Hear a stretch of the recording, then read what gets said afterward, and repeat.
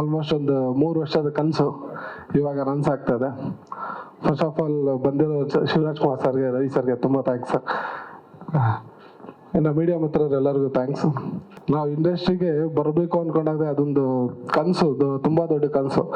ಅಂಥದ್ರಲ್ಲಿ ಇಂಡಸ್ಟ್ರಿಗೆ ಬಂದು ನಮ್ಮ ನವರಸನ್ ಸರ್ ಅಂತರ ಒಂದು ಗುರುಗಳು ಸಿಕ್ಕಿ ಅವ್ರ ಮಾರ್ಗದರ್ಶನದಲ್ಲಿ ನಡ್ಕೊಂಡೋಗಿ ತಿರ್ಗಿ ಅವರೇ ಒಂದು ಅವಕಾಶ ಕಲ್ಪಿಸ್ಕೊಟ್ಟು ಸೊ ಇಲ್ಲಿವರೆಗೂ ಬಂದಿದ್ದೀವಿ. ಹಾಗೆ ನಮ್ಮ ಶಿವರಾಜ್ ಕುಮಾರ್ ಸರ್ ಜೊತೆ ವರ್ಕ್ ಮಾಡೋ ಅವಕಾಶ ಸಿಕ್ತು ಚಂದ್ರಹಾಸಲ್ಲಿ. ಸೊ ಅದಕ್ಕಿಂತ ಭಾಗ್ಯ ಇನ್ನೇನಿಲ್ಲ. 9ನೇ ತಾರೀಕು ಸಿನಿಮಾ ರಿಲೀಸ್ ಆಗ್ತದೆ. ಎಲ್ಲರೂ ಹೇಳ್ತಿದ್ರು ನೀವು ಮೈಕ್ ಕೊಟ್ರೆ ಮಾತಾಡಲ್ಲ ಮಾತಾಡಿ ಅಂತ. ನಾವು ಸಿನಿಮಾ ಮಾಡಿರೋದು ನೀವುಗಳು ನೋಡಿ ಮಾತಾಡ್ಲಿ ಅಂತ. ನಾವು ಮಾತಾಡಕ್ಕಲ್ಲ, ನೀವು ನೋಡಿ ನಮಗೆ ಮಾತಾಡಿದ್ರೆ ಅದನ್ನ ತಗೊಂಡು ನಾವು ಇನ್ನೂ ಮುಂದಕ್ಕೆ ಕೆಲಸ ಮಾಡ್ತೀವಿ ಅಷ್ಟೇ. So thank you so much. Sutradhari ಈ ಸಿನಿಮಾದಲ್ಲಿ ಸಂಭಾಷಣೆಗಾರಾಗಿ ಕೆಲಸ ಮಾಡಿದ್ದೀನಿ. ಸಿನಿಮಾದಲ್ಲಿ ಶ್ರದ್ಧೆ ಮತ್ತು ಶ್ರಮ ಇದ್ರೆ ಸಕ್ಸಸ್ ಕಟ್ಟಿಟ್ಟು ಬುತ್ತಿ.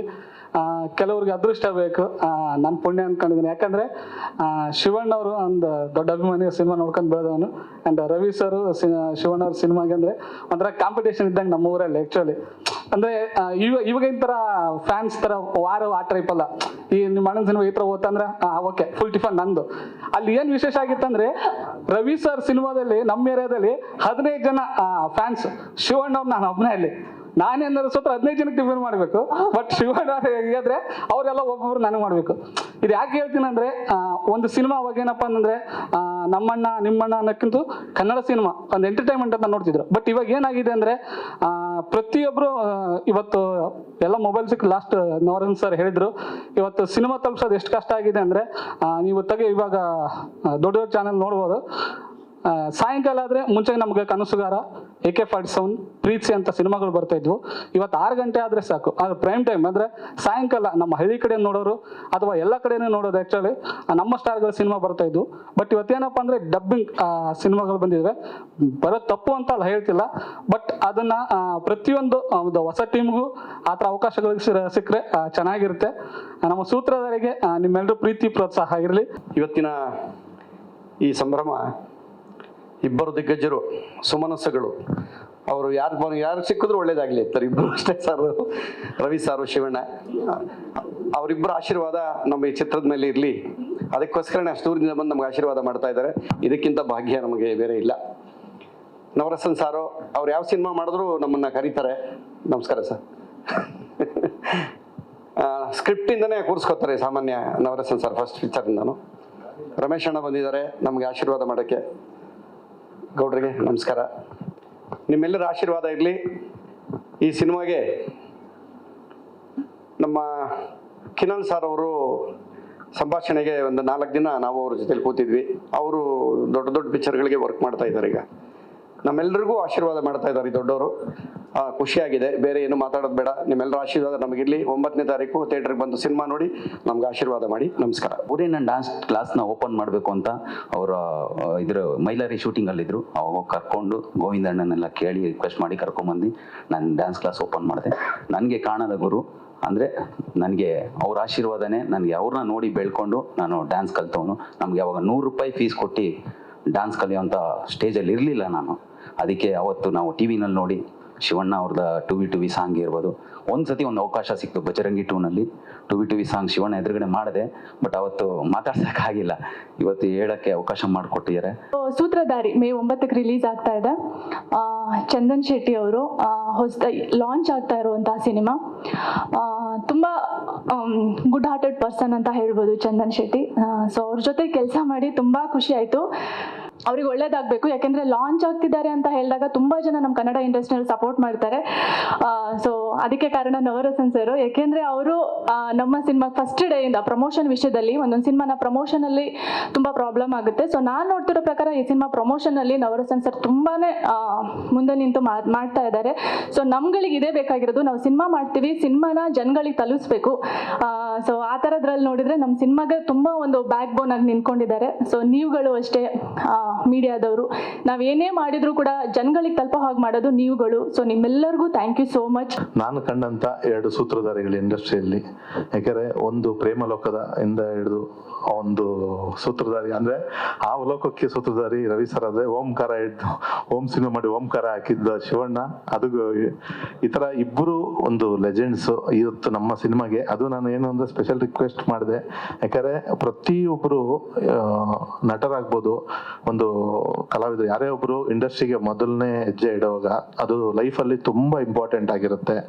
ನಾನು ಚಂದನ್ ಅವರು ಹೀರೋ ಆಗಿ ಮೊದಲನೇ ಸಿನಿಮಾ ಇದಾಗ್ತಾ ಇರೋದ್ರಿಂದ ಅಣ್ಣನ ಹತ್ರ ಹೇಳಿದೆ, ಶಿವಣ್ಣ ಹತ್ರ ಈ ಥರ ಇದೆ ಅಣ್ಣ ಅಂದೆ. ಎಲ್ಲ ಖಂಡಿತ ಬರ್ತೀನಿ ಅಂದರು. ರವಿ ಸರ್ಗೂ ಅಷ್ಟೇ ಮನೆಗೆ ಹೇಳಿದ ತಕ್ಷಣ ಫಸ್ಟ್ ಸಿನಿಮಾ ಹಿಂಗಿದೆ ರವಿ ಸರ್, ಖಂಡಿತ ಬರ್ತೀನಿ ಅಂತ ಬಂದರು.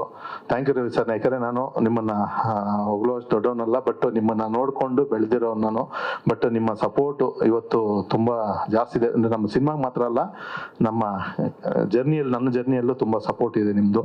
Thank you Ravi sir. ಆಮೇಲೆ ಇವತ್ತು MMB ಆಗಿದೆ ಅಂದರೆ ಅದಕ್ಕೆ ಒಂದು ಪಾರ್ಟ್ ರವಿ ಸರ್ ಕಾರಣ. ಯಾಕಂದರೆ ನಾವು ಇಲ್ಲಿ ಮಾಡೋವಂಥ ಟೈಮಲ್ಲಿ ಈವೆಂಟ್ ಮಾಡಿಸಿದ್ರು, ಆ ಟೈಮಲ್ಲಿ ಜಾಗ ನೋಡಿ ನಾನು ರೆಡಿ ಮಾಡಿದೆ. ಅದು ರವಿ ಸರ್ ಈ MMB ಇವತ್ತು ಎಷ್ಟು ಜನ ಉಪಯೋಗಿಸ್ಕೊತಾ ಇದ್ದಾರೆ, ಅದೆಲ್ಲದಕ್ಕೂ ಒಂದು ಏನು ಬರ್ತದೆ ಅದು ನಿಮ್ಗೆ ಸಲ್ಬೇಕಾಗಿದೆ. ಆಕ್ಚುಲಿ ಯಾವತ್ತೂ ಇಷ್ಟು ನರ್ವಸ್ ಆಗಿರ್ಲಿಲ್ಲ. ನಾನು ಸ್ಟೇಜ್ ಮೇಲೆ ಮಾತಾಡ್ಬೇಕಾದ್ರೆ ಎದೆ ಡವ ಡವ ಅಂತ ಹೊಡ್ಕೊಳ್ತಾ ಇದೆ. ಫಸ್ಟ್ ಆಫ್ ಆಲ್ ಶಿವಣ್ಣ ಮತ್ತು ರವಿ ಸರ್ಗೆ ನನ್ನ ಸಾಷ್ಟಾಂಗ ನಮಸ್ಕಾರಗಳು. ಥ್ಯಾಂಕ್ ಯು ಸೋ ಮಚ್ ಇಬ್ರಿಗೂ. ನನ್ನ ಲೈಫಲ್ಲೇ ನಾನು ಅಂದ್ಕೊಂಡಿರಲಿಲ್ಲ ನನ್ನ ಒಂದು ಮೊದಲನೇ ಸಿನಿಮಾ ಇವೆಂಟಿಗೆ ನೀವುಗಳು ಗೆಸ್ಟ್ ಆಗಿ ಬರ್ತೀರ ಅಂತ. First of all thanks to Navarasan ಅವರು. ಇವರ ಒಂದು ಎಫರ್ಟ್ಸಿಂದ ಇವತ್ತು ಇಷ್ಟೆಲ್ಲ ಸಾಧ್ಯ ಆಗಿದೆ. ತುಂಬ ಥ್ಯಾಂಕ್ಸ್ ಇಬ್ರಿಗೂ. ನಾನು ನಮ್ಮೂರಲ್ಲಿ ಸಕಲೇಶ್ಪುರದಲ್ಲಿ ಕೂತ್ಕೊಂಡು ಈ ಹಿಂದೆ ಹೇಳಿದೆ, ಇದೇ ಪ್ರೆಸ್ ಮೀಟಲ್ಲಿ ಹೇಳಿದ್ದೆ, ನಮ್ಮ ತಂದೆಯವರು ಹೇಳ್ತಾ ಇದ್ರು ನೀನು ಸಿನಿಮಾದಲ್ಲಿ ಹೀರೋ ಆಗುವಂತ. ನಮ್ಮ ಅಂಗಡಿಲಿ ಚಿಕ್ಕದೊಂದು ಅಂಗಡಿ ಇತ್ತು ಸರ್, 15x15 ಒಂದು ಸ್ಟೇಷನರಿ ಶಾಪಲ್ಲಿ.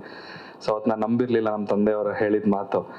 ಸೊ ಇವತ್ತು ಅದು ನಿಜ ಆಗಿದೆ ಸರ್. ನಮ್ಮ ಇಡೀ ನಮ್ಮ ಸಮಸ್ತ ಕುಟುಂಬ ನಿಮಗೆ ತುಂಬ ಚಿರಋಣಿ ಆಗಿರ್ತೀವಿ ಈ ಒಂದು ಇವೆಂಟಿಗೆ ನೀವು ಬಂದಿದ್ದಕ್ಕೆ. ಆ್ಯಂಡ್ ನೀವಿಬ್ಬರು the great pillars of Kannada cinema industry. So ನೀವಿಬ್ಬರು ಹಾಕ್ಕೊಟ್ಟಿರೋ ಹಾದಿಲ್ಲಿ ಪ್ರತಿಯೊಬ್ಬ ಆ್ಯಕ್ಟರ್ ಹೋದರೆ ಸಾಕು, ಬೇರೆ ಏನು ಹೊಸದಾಗಿ ಏನೋ ಮಾಡಬೇಕಾಗಿಲ್ಲ. ಎಷ್ಟೇ ಜನ ಆ್ಯಕ್ಟರ್ಸ್ಗಳು ಬರ್ಬೋದು, ಹೊಸ ಹೀರೋಗಳು ಬರ್ಬೋದು, ಬಟ್ ನೀವು ಪಟ್ಟಿರುವಂಥ ಶ್ರಮ, ನೀವು ಕನ್ನಡ ಇಂಡಸ್ಟ್ರಿಗೆ ಕೊಟ್ಟಿರುವಂಥ ಒಂದು ಕೊಡುಗೆ ಇನ್ನು ಎಷ್ಟೇ ಹೀರೋಗಳು ಬಂದರೂ ಯಾರು ಕೊಡೋಕ್ಕಾಗೋದಿಲ್ಲ ಸರ್. ಅದು you are the great legends of Kannada cinema industry. So ನೀವು ಹಾಕೊಟ್ಟಿರೋ ಹಾದಿಲಿ ನಾನು ಹೋಗ್ತೀನಿ ಸರ್. ನಾನು ಇವತ್ತವರೆಗೂ ಅದನ್ನೇ ನಂಬ್ಕೊಂಡು ಬಂದಿದ್ದೀನಿ. ಒಟ್ನಲ್ಲಿ ಇವತ್ತು ಶಿವಣ್ಣ ಬಂದಿದ್ದು ಖುಷಿ ನನಗೆ. ಎಕ್ಸ್ಪೆಕ್ಟ್ ಮಾಡಲಿಲ್ಲ ನಾನು. ಮೋಸ್ಟ್ಲಿ ಅವರು ನನಗೆ ಶಿವಣ್ಣ ಬಂದಿರೋದು ಹೇಳಿಲ್ಲ, ಶಿವಣ್ಣಗೆ ನಾನು ಬರೋದು ಹೇಳಿಲ್ಲ ಅವರು. ಸೊ ಸರ್ಪ್ರೈಸು ಸಸ್ಪೆನ್ಸ್ ಅಲ್ಲೇ ಇಟ್ಟಿದ್ದೀರ ನೀವು. ಇಲ್ಲಿ ಬಂದಮೇಲೆ ಹಿಂದೆ ಕರ್ಕೊಂಡು ಹೋದಾಗಲೇ ಗೊತ್ತಾಯ್ತು ಇವ್ರು ಏನೋ ಮಾಡಿದ್ದಾರೆ ಇವರು ಅಂತ. ಯೂಶಲಾಗಿ ಶಿವಣ್ಣ ಇದ್ರೆ ನಾನು ಬರಲ್ಲ, ನಾನಿದ್ರೆ ಶಿವಣ್ಣ ಬರಲ್ಲ, ಅವನಿದ್ರೆ ನಾನಿದ್ದಂಗೆ ನಾನಿದ್ದಂಗೆ ಅಂತ ನಾವಿಬ್ರು ಹಂಗೆ ಅಂಡರ್ಸ್ಟ್ಯಾಂಡಿಂಗಲ್ಲಿ ಒಬ್ರು ಪರವಾಗಿ ಒಬ್ರು ಮಾತಾಡಿದ್ರೆ ಮುಗ್ದೋಯ್ತು ಅಂದ್ಕೊಂಡ್ರು ಅವ್ರು. ನಾವು ಆ ಸ್ನೇಹನ ಇವತ್ತುವರೆಗೂ 2 ಸ್ಟಾರ್ಗಳು ಇವತ್ತವರೆಗೂ ವಾರ್ ಮಾಡದೆ ಬಂದಿರೋದು ನಾವು, ಯುದ್ಧ ಮಾಡದೆ. ಬರೀ ಸಿನಿಮಾ ಅಷ್ಟೇ, ಸಿನಿಮಾ ಕನ್ಸ್ಕೊಂಡಿದ್ದೀವಿ. ನಿನ್ನ ಸಿನಿಮಾ ಚೆನ್ನಾಗಲಿ. 2 ಸಿನಿಮಾ ಒಟ್ಟಿಗೆ ಬಂದರೂ ಕೂಡ ನಿನ್ನ ಸಿನಿಮಾ ಚೆನ್ನಾಗಿದ್ರೆ ನನಗೆ ಖುಷಿ, ನನ್ನ ಈ ಥರ ಬೆಳ್ಕೊಂಬಂದವ್ರು ನಾವು. 2 ಫ್ಯಾಮಿಲಿ, ನಾವಿಬ್ರು ಸ್ನೇಹ ಇವತ್ತರೆಗೂ ಹಾಗೆ ಉಳಿಸ್ಕೊಂಡ್ಬಂದಿದ್ದೀವಿ. ಅದು ದೇವ್ರ ಇಚ್ಛೆ. ಅದು ಶಿವ ಅಂತ ಹೆಸರು ಇಟ್ಕೊಂಡು ನನಗೆ ಶಿವ ಅಂದರೆ ಪ್ರೀತಿ ಬೇರೆ, ಅಭಿಮಾನ ಬೇರೆ. ಇನ್ನು ಸಿನಿಮಾ ಬಗ್ಗೆ ಮಾತಾಡ್ಬೇಕಾದ್ರೆ ನಿನಗೇನಪ್ಪ ನಿಮ್ಮ ಅಪ್ಪ ಅಮ್ಮನ ಆಶೀರ್ವಾದನೇ ಇದೆ ಅಲ್ವಾ? ಅವ್ರು ಪಟ್ಟರು ಆಸೆಗೆ ನೀನು ಇಲ್ಲಿ ಬಂದಿದ್ದೆ, ಅದಕ್ಕಿಂತ ಇನ್ನು ದೊಡ್ಡ ಆಶೀರ್ವಾದ ನಾವೇನು ಮಾಡೋಕ್ಕಾಗತ್ತೆ ಅಲ್ವಾ? ನೀವು ತುಂಬ ಆಸೆ ಪಟ್ಟಿದ್ದೀರಾ, ನಿಮ್ಮನ್ನು ಇಲ್ಲೋಗಿ ಬೆಳೆಸಿದ್ದೀರಾ. ಇವನ ಮುಖದಲ್ಲಿ ನೋಡಿ ಯಾವಾಗಲೂ ನಗುನೇ ಇರುತ್ತೆ, ಒಂದು ಆತಂಕ ಟೆನ್ಷನ್ ಏನೂ ಇರಲ್ಲ. ಯಾವಾಗಲೂ ಹಿಂಗೆ ಅದನ್ನು 5 ವರ್ಷದಿಂದ ಇವನು ನೋಡ್ತೇನೆ. ಇವನು ನೋಡಿದ್ರೆ ಒಳ್ಳೆ ಮುಗ್ಧತೆ ಥರ ಏನೋ ಕಳ್ಕೊಂಡ್ರು ಅಂತಾನೆ ಕಾಣಿಸ್ತಾನೆ, ಬಟ್ ಹಂಗೆ ಅನ್ಸೋದಿಲ್ಲ. ಯಾವಾಗಲೂ ರಿದಮೆಟಿಕ್ ಆಗಿರ್ತಾನೆ. ಇಲ್ಲಿ ಬಂದರೆ ಮತ್ತೆ ಏನೋ ಹಿಂಗೆ ಏನೋ ಮಾಡ್ಬಿಡ್ರಪ್ಪ ನಮ್ಗೆ ಅಂತ ಕೂತಿರ್ತಾನೆ ಅಲ್ವಾ? ಅಲ್ವಾ ಪಾಪ ಶಿವಣ್ಣನ ಪರವಾಗಿ ನಾನೇ ಒಟ್ಟಿನಲ್ಲಿ ನನಗೆ ಸಿನಿಮಾ ಟ್ರೆಂಡಿಂಗ್ ಆಗಬೇಕು ಅಂತ, ನೀನು ಯೂಟ್ಯೂಬಲ್ಲಿ ಜಾಸ್ತಿ ಪಾಪ್ಯುಲರ್ ನೀನು, ಅದಕ್ಕೆ ಸಾಂಗ್ ಟ್ರೆಂಡಿಂಗ್ ಆಗಬೇಕು ಅಂತ ಮಾಡ್ಕೊಂಬರ್ತೀರ ನೀವು ಯೂಶಲಾಗಿ. ಇನ್ಸ್ಟಾಗ್ರಾಮು ವಾಟ್ಸಪ್ ಎಲ್ಲ ನಮಗೆ ಅಷ್ಟೇ ದುಡ್ಡಿಗೆ ಬರಲ್ಲ ಅದು. ಸೊ ನೀವು ಮಾಡಬೇಕಾಗಿರೋದೆಲ್ಲ ಇವಾಗ ಸಿನಿಮಾ ಹಿಟ್ಟಾಗಾಗಿ ಏನು ಮಾಡಬೇಕು ಅದು ಮಾಡ್ಬೇಕು ಇವಾಗ. ಅದು ಬೇಕಾಗಿರೋದು ಇವಾಗ ಅಲ್ವಾ? Everybody is gone to Instagram, WhatsApp. ಅದಕ್ಕೇನು ಕೊಡಬೇಕು? ವಾಟ್ಸಪ್ಪಲ್ಲಿ 4 ಸರಿ ನಮಗೆ ಒಂದು ಮೆಸೇಜ್ ಬರ್ತಾ ಇರುತ್ತೆ. ನಾವು ಬಂದರೂ ಸಿನಿಮಾಗೆ ದುಡ್ಡು ಕೊಟ್ಟು ನೋಡೋರಲ್ಲ ನಾವು. ಓಸಿ ಬಂದು ನೋಡೋರು. ಹಾಗೆ 4-5ನೇ ಸರಿ ಬಂದು ಇವನಿಗೇನು ಬೇರೆ ಕೆಲಸ ಎಲ್ಲ ಕಳಿಸ್ತಾನೆ ಇದ್ದಾನೆ ಅಂತ ಆಫೇ ಮಾಡ್ಬಿಡ್ತೀವಿ ನಾವು. ಈ ಥರ ಆಗ್ಬಿಡ್ತೀವಿ, ಅಂದರೆ ಚಲ್ತಾ ಇರ್ತಾರೆ. So more then that, how to bring the audience into the theatre, cinema ಹೇಗೆ ಮಾಡಬೇಕು, ಸಿನಿಮಾನ ಹೇಗೆ ಮಾಡಬೇಕು ಅನ್ನೋ ಪ್ರಯತ್ನ ಪಟ್ಟರೆ ನಿಮ್ಗೆ ಅದು ಟ್ರೆಂಡಿಂಗ್ ಆಗೋದು, ಅದು ಸಿನಿಮಾ ಗೆಲ್ಲಬೇಕು ಅನ್ನೋದು ಉದ್ದೇಶ ನಮ್ಗೆ ಎಲ್ಲರಿಗೂ ಬೇಕಾಗಿದೆ. ಇವಾಗಂತೂ ಅದು ತುಂಬ ಮುಖ್ಯ. ಅದು ಎರಡನೇದು, ಸಿನಿಮಾ ಏನಕ್ಕೆ ನಮಗೆ ಸೆಳೆಯುತ್ತೆ, ಅಲ್ಲಿ ಸಿನಿಮಾ ಎಲ್ಲಿ ಸೆಳೆಯುತ್ತೆ ನಮಗೆ? ಒಂದು ಟ್ರೈಲರ್ ಹಾಕ್ತೀವಿ, ಜನ ಕರಿತೀವಿ, ಒಂದು ಶೋ. ಈ ಸಿನಿಮಾ ಬಂದ ತಕ್ಷಣ ಒಬ್ಬ ಬರೀ ನಮ್ಮನ್ನು ಕರೆಸಿ ಮಾತಾಡ್ಸ್ಬಿಟ್ಟು ಹೋಗೋದಲ್ಲದೆ, ಅದ್ರ ಸ್ಟೇಜ್ ಮೇಲೆ ಇರೋ ಅಷ್ಟು ಒಂದು ಚಿಕ್ಕ ಸ್ಟೇಜ್ ಆದರೂ ಕೂಡ 2 ಡ್ಯಾನ್ಸ್ ಅರೇಂಜ್ ಮಾಡಿ ಅದಕ್ಕೊಂದು ಮಾಡಿ ಒಬ್ಬ ಪ್ರೊಡ್ಯೂಸರ್ ಇಂಟ್ರೆಸ್ಟ್ ತೋರಿಸೋದು. ನನ್ನ ಸಿನಿಮಾ ನಾನು ಹೆಂಗೆ ಮಾಡಿದ್ದೀನಿ ಅದಕ್ಕೊಂದು ಕುತೂಹಲ, ಒಂದು ಇಂಟ್ರೆಸ್ಟ್ ಕ್ರಿಯೇಟ್ ಮಾಡೋದಿದೆಯಲ್ಲ, ಅದು ತುಂಬ ಮುಖ್ಯ. ಅದು ಟ್ರೈಲರ್ ನೋಡಿದ ತಕ್ಷಣ ಅನಿಸುತ್ತೆ ಏನೋ ಇದೆ ಅಂತ, ಏನು ಅನ್ನೋದು ಗೊತ್ತಿಲ್ಲ ಅದು. ಬಟ್ ಒಂದಂತೂ ನೀವೆಲ್ಲ ಟ್ರೈಲರ್ ರಿಲೀಸೇ ಹೇಳ್ಬಿಟ್ಟಿದ್ದೀರಾ ನೀವು ಅನ್ಸುತ್ತೆ, ಅವ್ರವರೇ ಸಾಯ್ತಾರೆ ಅಂತ. ಅದೇ ಆಗ್ತಿರೋದು ಇಂಡಸ್ಟ್ರಿಯಲ್ಲಿ ಈಗ. ನೀವು ಅದನ್ನು ಸಿನಿಮಾ ಮಾಡಿ ಹೇಳ್ತಾ ಇದ್ದೀರಾ ನೀವು. ಚಂದನ್ ಶೆಟ್ಟಿ ನಂಗೆ ತುಂಬ personally I like him very much. ಇವಾಗಂತ ಅವಾಗಿಂದ, ಯಾಕಂದರೆ ಟಗರು ಟೈಮ್ನಲ್ಲಿ ಒಂದು ಸಾಂಗ್ ಮಾಡಿದ್ರು ನನಗೋಸ್ಕರ. ಅದು ಇನ್ನೂ ಪಿಕ್ಚರ್ ಸ್ಟಾರ್ಟ್ ಆಗಿ ಒಂದು ಮಂತ್ ಏನೋ ಒಂದು ಸಾಂಗ್ ಮಾಡಿದ್ರು, ಅದು ನಮ್ಮ ಮರೆಯೋಕ್ಕೆ ಆಗಲ್ಲ. ಆಮೇಲೆ ನನಗೆ ಅವ್ರ ಆ್ಯಟಿಟ್ಯೂಡ್ ತುಂಬ ಇಷ್ಟ, ಸ್ಟೈಲ್ ಇಷ್ಟ, ಅವ್ರ ನೋಟ ಇಷ್ಟ. he has got ಒಂದು ಲುಕ್ ಇದೆ, ಒಂದು ಅಬ್ಸಲ್ಯೂಟ್ಲಿ ಅವ್ರದ್ದೇ ಆದ ಒಂದು ಸ್ಟೈಲ್ ಇದೆ. ಆ್ಯಂಡ್ ಅಮೇಝಿಂಗ್ ಅದು. ಆಮೇಲೆ ಅವ್ರ ಸಾಂಗ್ ತುಂಬ ಇಷ್ಟ ನಂಗೆ. ಯಾವುದು ಅವಳು ಹಾಕೊಂಡಿರೋ ಬಟ್ಟೆ ನನ್ನ ಬಣ್ಣ ಬಟ್ಟೆ, ಯಾರೋ ಮಗಳ ಕಾಣೆ ಇವಳು ವೆಯ್ಟು ಚಿಟ್ಟೆ ಅಂತ, ಅದು ಯಾವಾಗಲೂ ನಾನು ಗುಣಗ್ತಾ ಇರ್ತೀನಿ, ಆಡ್ತಾ ಇರ್ತೀನಿ. Wonderful singer, wonderful music director. ಇವಾಗ ಹೀರೋ ಆಗಿ ಬರ್ತಾ ಇರೋದು, ನೋ ಡೌಟ್ ಅದರಲ್ಲೂ ಅವರು ಶೈನ್ ಆಗ್ತಾರೆ. ಯಾಕಂದರೆ ಆ ಒಂದು ಕಳೆ ಆಲ್ರೆಡಿ ಬಂದಿದೆ. ಆ್ಯಂಡ್ ರವಿ ಸರ್ ಹೇಳ್ದಂಗೆ ಅವ್ರ ಫಾದರ್ ಮದರ್ ಆಶೀರ್ವಾದ ಇದೆ. ಆಮೇಲೆ ಚಿಕ್ಕ ವಯಸ್ಸಿಂದ ನೀವು ಮಾಡಿ ಅಂತ ಯಾವಾಗ ತಂದೆ ತಾಯಿ ಹೇಳ್ತಾರೋ, ಆಗ ಮಗ ಬಂದು ಮಾಡಿದಾಗ ಖಂಡಿತ ಅದು ಶೈನ್ ಆಗೇ ಆಗುತ್ತೆ. So all the best Chandan ಅವರೇ, ಅಪೂರ್ವರೇ ಆಲ್ ದ ಬೆಸ್ಟ್. ಆ್ಯಂಡ್ ಈ ಸಿನಿಮಾ ಚೆನ್ನಾಗಾಗಲಿ ಎಲ್ರಿಗೂ. ಗ್ಯಾರಂಟಿ ನ್ಯೂಸ್, ಸುದ್ದಿ ಖಚಿತ, ನ್ಯಾಯ ನಿಶ್ಚಿತ.